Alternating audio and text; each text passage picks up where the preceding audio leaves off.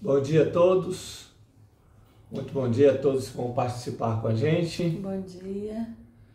Nós vamos fazer uma live hoje, mais uma live sobre como resolver conflitos conjugais através da Bíblia, usando a Bíblia como norte, como direção.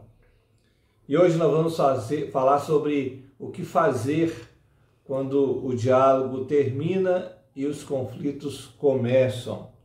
Essa é uma grande dificuldade de muitos casais. Aliás, pode pôr aí, 90% dos casais têm dificuldade no seu diálogo, na sua comunicação.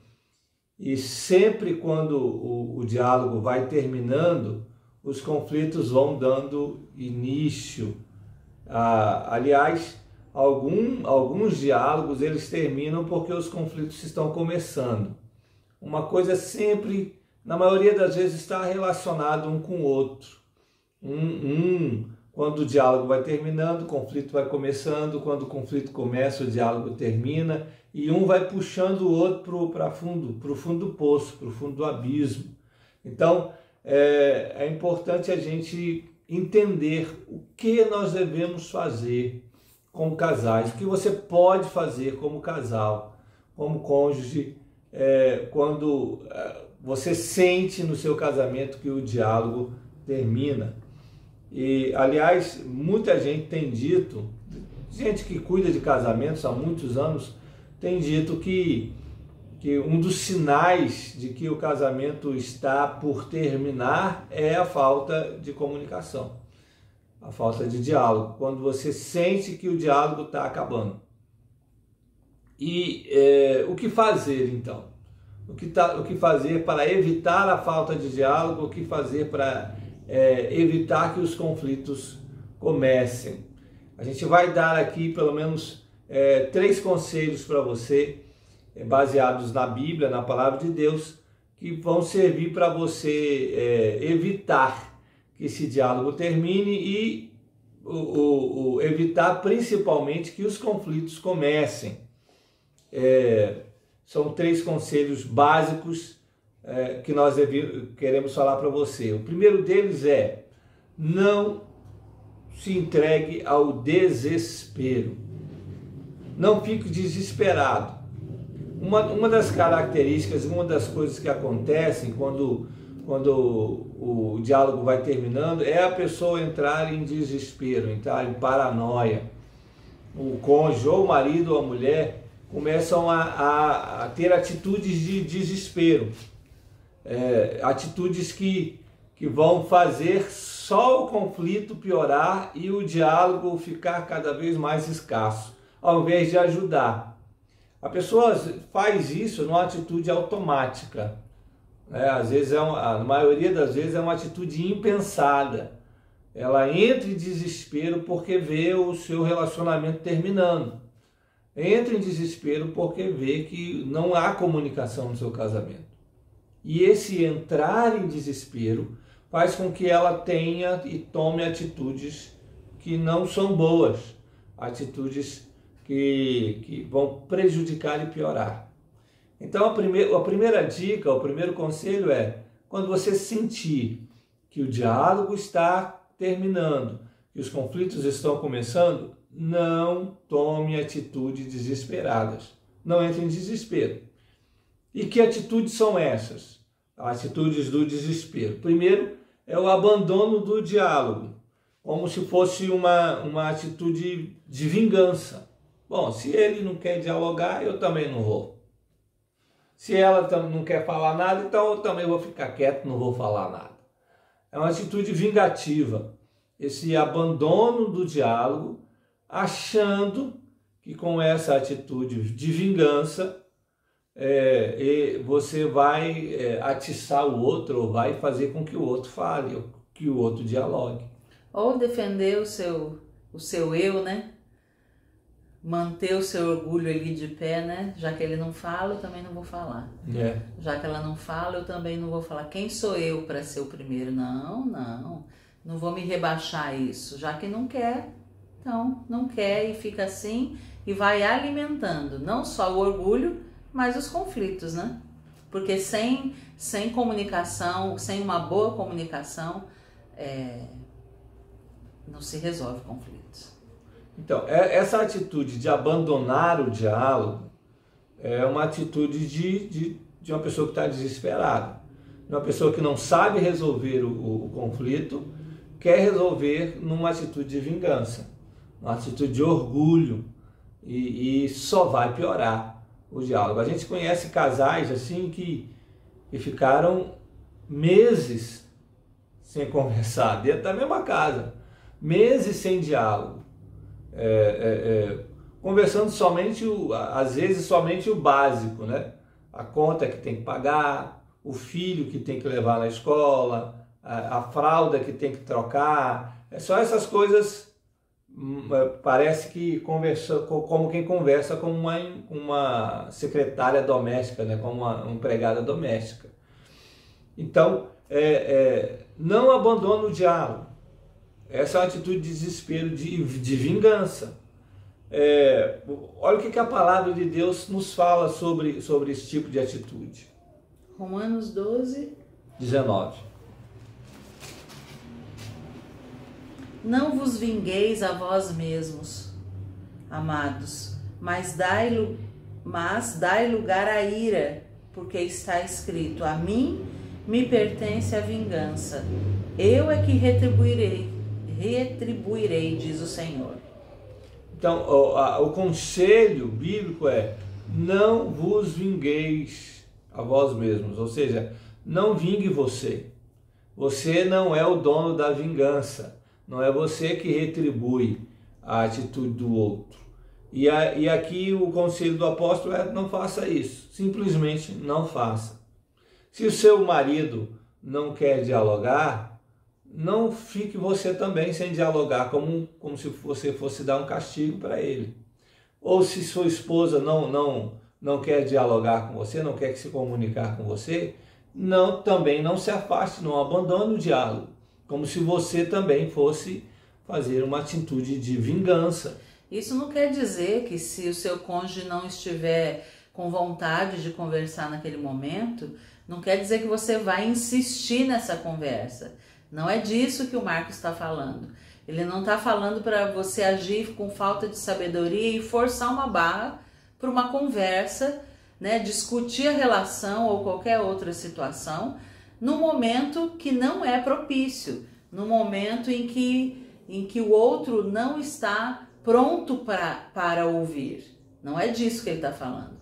Ele está falando de relacionamentos em que não existe diálogo, né? Relacionamentos que nunca existe a hora certa para conversar, relacionamento que nunca nenhum nem outro buscam, né? Um não busca conversar para resolver, e o outro, porque esse não busca, ele também, o outro, né, o outro cônjuge, porque um não busca, o outro também, já que ele não busca, eu também não vou buscar, tentar conversar. Não é conversar, insistir para conversar na hora errada, porque você quer resolver aquilo, porque você quer e acha que tem que ser o mais rápido possível. E talvez o ideal seja isso, né? A Bíblia diz que não é para deixar o sol se pôr sobre a sua ira, ou seja, resolva antes de virar o dia, resolva o mais rápido possível, mas possível. Resolva o quanto antes, mas nós precisamos respeitar o outro e o tempo do outro para essa conversa e para esse diálogo. O que não dá é para cruzar os braços e tocar a vida sem esse diálogo acontecer nunca. Bom, uma outra atitude de desespero que os casais tomam é a atitude da ira. Quando o diálogo não existe, né? Quando não existe comunicação do casal, o outro fica muito irritado com isso. Quem quer dialogar fica extremamente irritado e começa a agir com ira, e começa a falar com o outro irado, irritado, né? Daquela forma irritadiça mesmo. E a Bíblia condena isso. O apóstolo Paulo diz lá em Efésios capítulo 4, né, sobre a ira. 26 e 27 diz assim: irai-vos e não pequeis, Não se ponha o sol sobre a vossa ira, nem deis lugar ao diabo. Então, o irai-vos, mas não pequeis. Não pequeis. Você pode até ficar irritado, irado, mas não peque. Não dê vazão a isso. Não haja com essa ira sua carnal. Não faça isso, diz o apóstolo Paulo. Você precisa resolver isso logo. Aí que ele diz, não se ponha o sol sobre a vossa ira. Ou seja, resolva isso logo. Resolva essa ira logo. Não deixe isso para ficar postergando por muito tempo, não. Não fique enrolando com isso, não, que isso só vai aumentando dentro de você. Aí ele completa dizendo, não deis lugar ao diabo. Ou seja, se você não resolve isso, o diabo vai se aproveitar disso. Com certeza. Ele vai se aproveitar para criar um conflito sem dimensão, assim, um negócio gigantesco dentro do seu casamento. Então, resolva, não haja com ira. Não entre nesse desespero.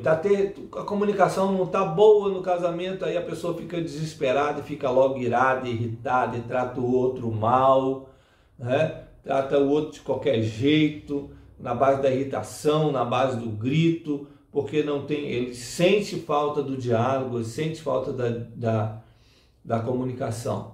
Essa reação da ira é uma reação muito errada, muito equivocada, que não deve acontecer na hora da falta de diálogo, esse desespero de querer resolver a coisa na marra. Não faça isso. Terceira atitude do desespero aí é a atitude da depressão. A pessoa entra em depressão porque às vezes nem depressão, é uma tristeza, né? Mas fica deprimida, extremamente deprimida. Ela se retrai, já não tem o diálogo e ela se retrai mais ainda. Ela fica no canto mais ainda e piora a situação. É uma atitude de desespero também. O Salmo 42, no verso 5. Por que estás abatida, ó minha alma? Por que te perturbas dentro de mim? Espera em Deus, pois ainda o louvarei. A Ele, meu auxílio e Deus meu. O salmista aqui está falando consigo mesmo, né? Por que você está abatida? Por que você está o quê?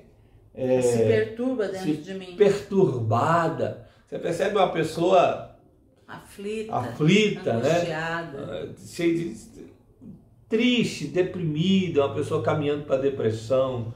E o salmista diz assim, não faça isso não. Falando consigo mesmo. Não precisa ficar assim, né? Tem um Deus cuidando de tudo, né? Espera nele, busque o auxílio dele, o cuidado dele. Quando os conflitos começam pela falta de comunicação, algumas pessoas ficam assim. Algumas pessoas entram em depressão, algumas pessoas entram numa tristeza, ficam abatidas, ficam deprimidas. Isso também é uma atitude de desespero, de alguém que quer resolver o conflito, mas não consegue resolver o conflito e aí entra nessa depressão profunda de pessoas, casais que não entregam para Deus o seu problema, mas querem resolver sozinhos. E alguns problemas, ou a maioria dos problemas, eles não são resolvidos com muita facilidade. Nós precisamos de ajuda, às vezes de ajuda externa também, de outras pessoas que possam nos ajudar. E aí são caminhos que nós deveríamos tomar para resolver problemas no nosso casamento que nós não tomamos, soluções que nós não conseguimos dar, e aí nos levam para esse abatimento aqui, para essa tristeza profunda. E como é diferente o comportamento daqueles que buscam no Senhor, né? Daqueles que confiam no Senhor, daqueles que têm esperança naquilo que Deus vai fazer. Pessoas que têm paciência e perseveram porque sabem que Deus está agindo. Saber que Deus está agindo não significa que você está enxergando o que Deus está fazendo. Né? A grande maioria das vezes nós não estamos enxergando, mas nós sabemos que Ele está. Nós não estamos vendo, mas sabemos que Ele existe. Né? Pela fé nós sabemos que é um Deus vivo. Pela fé nós sabemos que Ele ressuscitou o seu Filho. Pela fé nós confiamos que Jesus vai voltar para nos buscar. E por essa mesma fé nós esperamos no agir dEle e nós confiamos nele e continuamos perseverando em oração e fazendo aquilo que devemos fazer de acordo com a palavra de Deus. Seja você esposo ou esposa. Esperando o tempo dEle. Né? Isso tudo é junto, é tudo junto. E essa espera, ela vem de uma confiança. Essa confiança vem de uma fé. E essa confiança leva a uma perseverança que vai realimentar a sua fé e a sua confiança e assim sucessivamente. Bom, então essas são atitudes do desespero que as pessoas geralmente tomam quando o diálogo vai terminando e os conflitos vão começando. Não tome esse tipo de atitude, não entre em desespero. Uma outra coisa que você deve fazer quando o diálogo vai terminando e os conflitos vão começando é respeitar o tempo e o espaço do outro. A Ângela já falou um pouco sobre essa questão aqui. A pessoa entra nessa atitude de querer resolver um problema, né? O diálogo não existe mais dentro do casamento, está terminando e os conflitos estão vindo, aí ela entra nesse desespero e passa a desrespeitar o tempo e o espaço do outro, a individualidade do outro, quer resolver isso na marra, e aí desrespeita o outro, quer que o outro converse na marra, na base da força, na truculência, na base da violência às vezes. Isso não pode acontecer, é preciso haver respeito mútuo ao espaço do outro. Por quê? Cada um tem o seu tempo. Cada um tem o seu tempo e sua hora de conversar. Às vezes você está pronta para o diálogo, mas seu marido não está. Espere um pouco. Às vezes é o contrário. Você está pronto para falar, você está pronto para discutir a relação, mas sua esposa não está. Então, respeite. Respeite o tempo e o espaço. Às vezes ele quer ficar sozinho. E você entra falando um monte de coisa e querendo dialogar naquela hora. Não. Ali é o espaço, deixa ele ali alguns minutos naquele espaço. Ela da mesma forma. É preciso agir com sabedoria. E quando o Marcos está falando alguns minutos, não vai levar isso ao pé da letra, porque você pode falar assim, pastor, mas eu já esperei alguns minutos e mesmo assim ele não quis. Talvez os minutos dele sejam horas e sejam dias. Né? É só uma maneira de dizer que você deve esperar o tempo certo, respeitando um ao outro. Então, esse respeito precisa haver até que haja uma recuperação do diálogo. Porque quando você insiste, quando você força isso, quando você age com desrespeito, você não está atraindo o diálogo. Você está chamando mais conflito para dentro do seu casamento. É preciso respeitar o espaço e o tempo do outro. Isso é falta de confiança em Deus. É preciso confiar em Deus. Confiar que Deus está ouvindo sua oração, confiar que Deus vai trazer a solução no tempo e na hora certa. Olha o que diz lá. Jesus fala no Sermão do Monte, Mateus 7,12. Tudo quanto, pois, quereis que os homens vos façam, assim fazei-o vós também a eles. Porque esta é a lei e os profetas. Então, Jesus está dizendo, traduzindo para o nosso contexto aqui, você quer que, você gosta, você quer que o seu marido respeite você, respeite o seu tempo, respeite o seu espaço, então você deve respeitar o tempo e o espaço dele. Você quer que a sua esposa respeite o seu tempo de ficar em silêncio, respeite o seu espaço e não fique forçando uma conversa, um diálogo numa hora que você não deseja, então faça o mesmo. Respeite também. Tudo aquilo que você quer que os homens te façam, faça você para eles. E normalmente isso não acontece dentro de um casamento, onde o diálogo está terminando e os conflitos começando. Normalmente existe esse desrespeito, essa invasão de tempo e de espaço do outro. E quando a gente invade o tempo e o espaço do outro, ao invés de resolver o problema do diálogo, ao invés de abrir um canal de comunicação, nós estamos fechando esse canal. Nós estamos criando mais conflitos ainda. Fique atento a isso, porque isso acontece com muita frequência. Muita frequência. Às vezes nós atendemos casais em que os maridos se sentem desrespeitados pelas suas esposas, as esposas sentem-se desrespeitadas por seus maridos, que querem forçar um diálogo, forçar uma comunicação, forçar aquilo que elas não querem. E a gente tem casamento, é difícil às vezes cuidar de casamentos assim. E nós temos que demonstrar para ele que um tem que respeitar o espaço do outro. Bom, a terceira coisa que você deve fazer é recomeçar o diálogo com sabedoria. O problema, às vezes, da perda da comunicação, do diálogo dentro do casamento, é que quando os casais vão recomeçar o diálogo, recomeçar uma conversa, eles não fazem isso com sabedoria. É preciso usar de sabedoria na hora de recomeçar isso. Respeitando, agindo, falando, né? Se expressando com sabedoria, a forma certa de falar, a forma certa de se expressar, a forma certa de agir, a hora certa. É preciso respeitar tudo isso.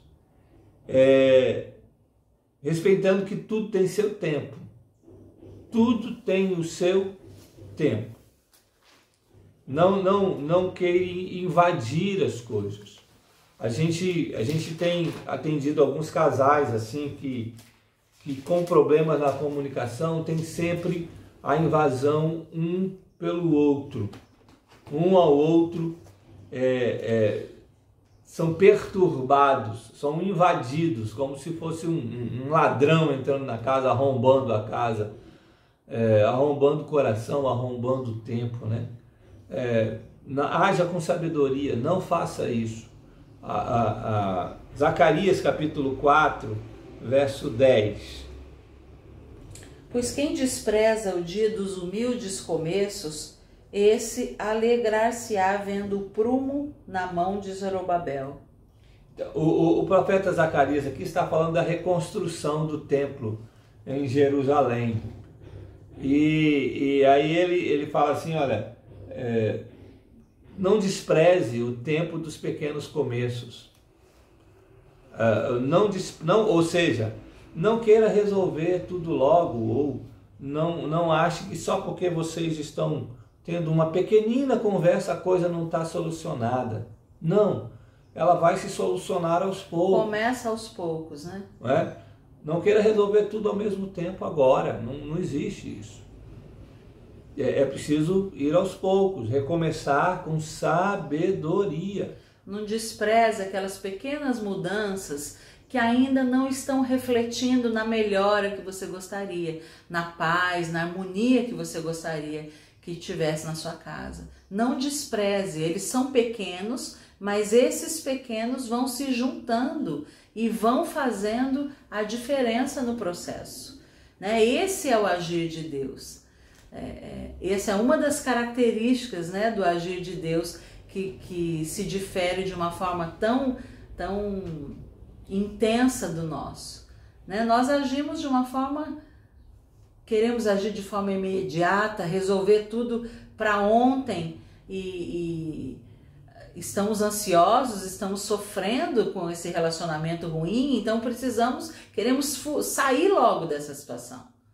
Mas Deus está trabalhando não só na restauração do casamento, do relacionamento, mas em várias outras coisas, porque antes mesmo de querer restaurar o seu casamento, o primeiro propósito é te fazer mais parecido e parecida com Jesus. Então são várias coisas sendo trabalhadas ao mesmo tempo, não só no casal, mas naqueles que estão em volta do casal e aqueles que também estão distantes, porque quando eu sou transformada à imagem de Cristo, as minhas atitudes elas vão atingir pessoas muito longe do casamento. Qualquer pessoa que cruzar o meu caminho.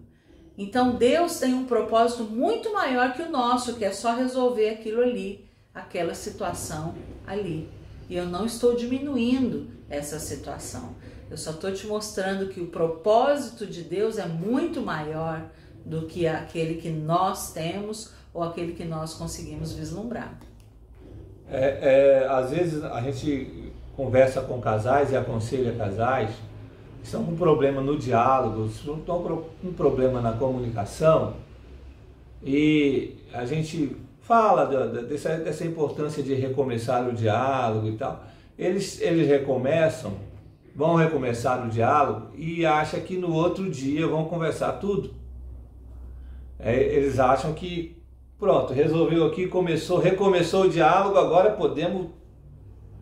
está tudo bem, está tudo recomeçado, vamos conversar.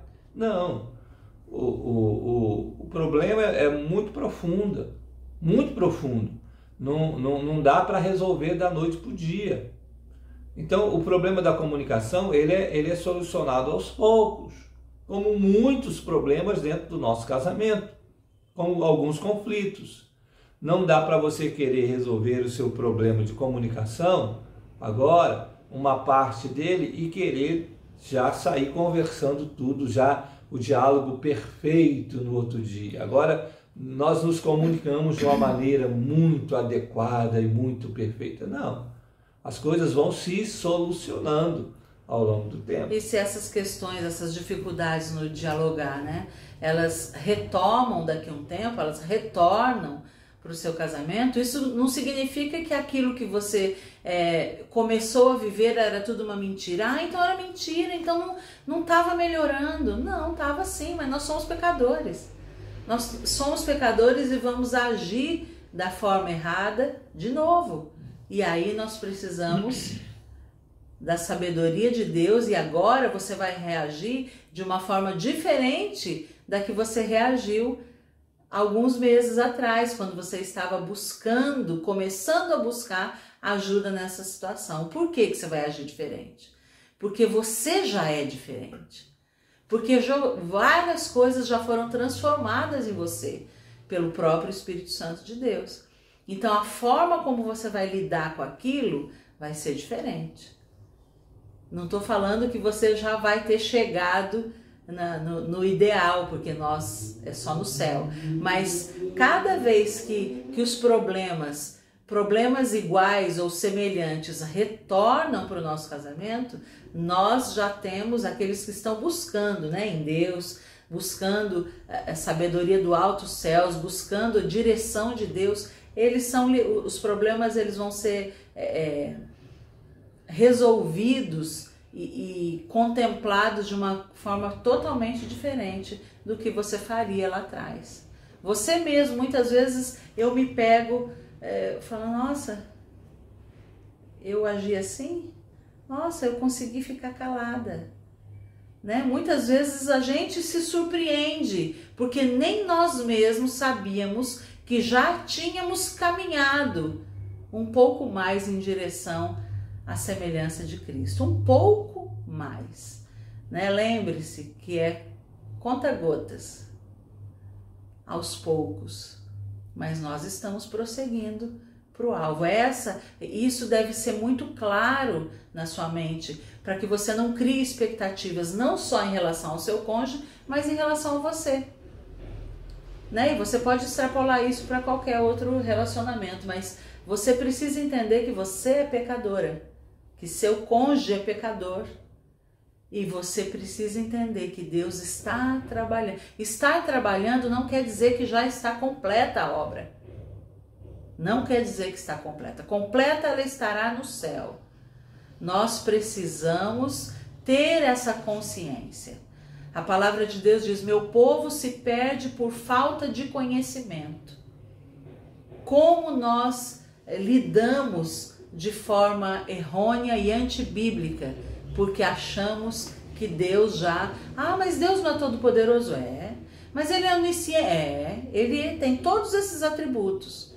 Mas não é porque Ele é todo poderoso, Ele tem poder para restaurar o seu casamento num piscar de olhos? Tem, sem dúvida nenhuma. Mas não é assim que Ele age. Não é dessa forma que Ele age. E aí nós temos as Escrituras Sagradas, que é a revelação do próprio Deus para nós, nos ensinando isso. Ele se revelando a nós.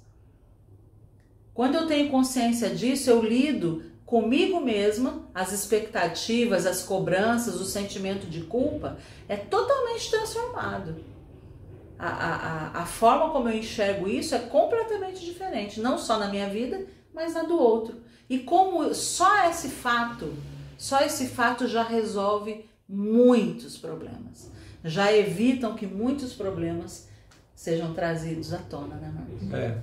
Então, se você conversou, está recuperando o diálogo, está recomeçando o diálogo, vocês estão recomeçando, mas no outro dia, ou daqui a algumas horas, parece que a coisa não desandou de novo, não fique desesperado. Lembre-se, isso são os pequenos começos, tá? Vocês estão recomeçando, não entre em desespero. Não fique em depressão, não abandone o diálogo, continue respeitando o espaço do outro. São o dia das pequenas coisas, que Zacarias fala aqui, são os pequenos começos. Então não despreze isso, não abandone isso, não acha que não adiantou nada, adiantou sim, só que é preciso recomeçar aos poucos. Certo? Sim. Então, é isso que você deve fazer quando o diálogo termina e os conflitos começam.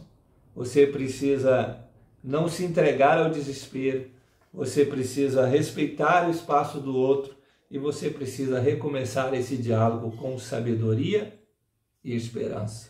Não acredite no diabo. Não acredite que Deus não está agindo. Não acredite na mentira do diabo de que todas as mudanças que você tinha percebido eram falsas. Não, isso é uma mentira. Vocês e nós estamos num processo. A restauração do casamento nada mais é do que um processo de santificação na nossa vida, porque os conflitos do nosso casamento, eles são gerados pelos nossos pecados. E nós estamos sendo transformados dia após dia em pessoas mais parecidas com Jesus, a semelhança do Filho. Então, não desista, persevere e confie em Deus, não naquilo que você está vendo, mas no Senhor Deus, que está cuidando de tudo. Não se perturbe a minha alma, porque está aflita. Eu coloco a minha confiança no Senhor e é a Ele que eu louvarei. Que Deus abençoe seu dia, sua semana e feliz Dia da Mulher, para as mulheres. Deus abençoe, que vocês sejam que nós sejamos cada vez mais parecidas com Cristo, que o caráter de Cristo esteja sendo formado nas nossas vidas dia após dia, para que possamos honrar a Deus, glorificar a Deus com as nossas vidas, com os nossos casamentos, que sejamos mães mais parecidas com Jesus, que sejamos esposas mais parecidas com Jesus, que sejamos servas mais obedientes e humildes. Que Deus nos abençoe. Tchau, fica com Deus, até amanhã.